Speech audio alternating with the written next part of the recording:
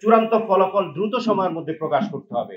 আরেকটা দাবি হচ্ছে সর্বশেষ যে 31 জুলাই 2024 পর্যন্ত সকল সংগৃহীত শূন্য পদের বিপরীতে সর্বোচ্চ সংখ্যক শিক্ষক নিয়োগের নিশ্চয়তা আমাদেরকে দিতে হবে। আর এই আলটিমেটামটা আমরা দিচ্ছি যে আগামী 72 ঘন্টার মধ্যে আমরা সংশ্লিষ্ট জনপ্রশাসন মন্ত্রণালয়, আইন মন্ত্রণালয়, প্রাথমিক ও গণশিক্ষা মন্ত্রণালয় বরাবর যে ওনারা যদি আমাদের এই দাবির সাথে একাত্মতা পোষণ না করে দ্রুত রেজাল্টের ব্যবস্থা না করে তাহলে আমরা কঠোর অবস্থানে যেতে বাধ্য হব।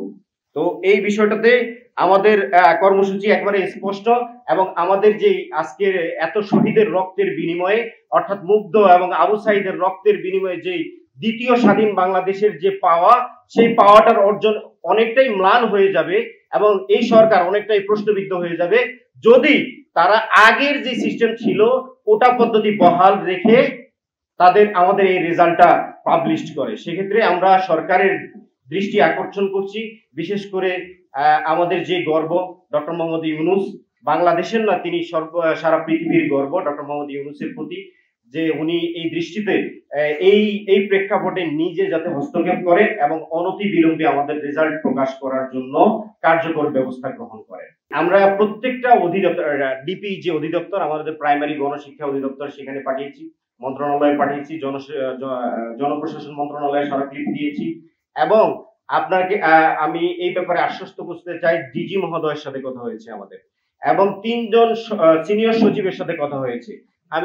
আমরা অত্যন্ত ভারাক্রান্ত এবং দুঃখের সহিত বলতে চাচ্ছি যে কারো থেকে আমরা কোনো ধরনের আশানুরূপ ফলাফল এখন পর্যন্ত পাইনি, যে আশ্বাস যে এটা হতে পারে।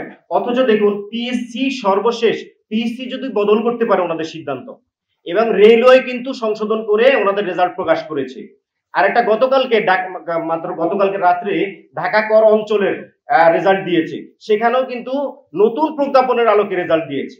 তাহলে এখানে আর কোনো বাধ্যবাধকতা বা বাধা থাকার কথা না, যেহেতু প্রাইমারি একটা আলাদা বিধিমালায় চলে 2019, কিন্তু এখানে এই বাধাটা বর্তমান যে আদেশটা নতুন প্রজ্ঞাপনের আলোকে সেটা তো স্পষ্ট করে দিয়েছে।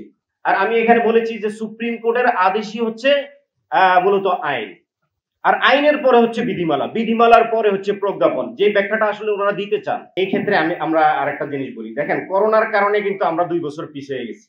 2 বছর আমাদের যারা 27-28 বছর ছিল ওই সময় তারা কিন্তু ব্যাপক ক্ষতিগ্রস্ত হয়েছে। কিন্তু সরকার কি করলো, জনপ্রশাসন মন্ত্রণালয় একটা নির্দিষ্ট টাইমের যাদের বয়স ছিল 30-এর কাছাকাছি তাদের সময়টা বাড়ালো, কিন্তু আমরা যারা প্রকৃত ক্ষতিগ্রস্ত হয়েছি 27-28 বছর বয়সী তাদের ক্ষেত্রে কিন্তু তারা এই কাজটা করেনি, বাড়ায়নি। আর আরেকটা বিষয় যেটা বললেন যে এখন প্রাইমারি যারা আমরা ফলাফল প্রত্যাশী তাদের যদি এই মুহূর্তে বয়সটা বাড়িয়ে যায়, মানে বয়সটা পেরিয়ে যায়, তাহলে সরকার এই ক্ষেত্রে সরকারের ভূমিকাটা কি থাকবে? তাহলে এই যে 46,000 পরীক্ষার্থী এদের মধ্যে অধিকাংশই ক্ষতিগ্রস্ত হবে। আমি বলবো এই বিষয়ে দ্রুত সিদ্ধান্ত নেওয়ার জন্য বিনীত আহ্বান জানাচ্ছি। আরেকটা বিষয় আমি ক্লিয়ার করতে চাই, সেটা হচ্ছে পিএসসি একটা নিয়োগ ছেড়েছিল উপজেলা সহকারী উপজেলা প্রাথমিক শিক্ষা অফিসার পদে, এটিও পোস্টে 159টা পদে, যে সার্কুলারটাতে প্রথম ধাপের এবং দ্বিতীয় ধাপের পরীক্ষার্থীরা অংশগ্রহণ করতে পেরেছে, কিন্তু আমরা তৃতীয় ধাপের পরীক্ষার্থী হওয়ার কারণে এখন পর্যন্ত রেজাল্ট না হওয়াতে আমরা কিন্তু এখানে বিরাট একটা বৈষম্যের শিকার হয়েছি। সরকার যেহেতু বর্তমানে মাত্র সরকারের বয়স 1 মাস হয়েছে, আমরা জানি সরকারের ম্যান্ডেটটা কি। সরকারের ম্যান্ডেট ছাত্র জনতার গণ অভ্যুত্থানের মাধ্যমে প্রতিষ্ঠিত বৈষম্য বিরোধী যে ছাত্র আন্দোলন, 5 আগস্টের স্বৈর শাসকের অবসানের মাধ্যমে যে সরকার প্রতিষ্ঠিত হয়েছে, তার প্রতিশ্রুতি হচ্ছে এই বাংলাদেশে যত ধরনের বৈষম্য আছে সেই বৈষম্যগুলোকে অবশ্যই দ্রুত সময়ের মধ্যে দূর করা। আমরা আশা রাখি যে সরকার এই বিষয়ে 72 ঘন্টার মধ্যে অবশ্যই ওনার একটা প্রেস বা ওনার একটা বিজ্ঞপ্তির মাধ্যমে হোক বা পরিপত্রের মাধ্যমে হোক, যেভাবে হোক আমাদেরকে আমাদের যে দাবিটা সেই দাবির ব্যাপারে একটা নিশ্চয়তা দিবেন বা একটা আশা দিবেন।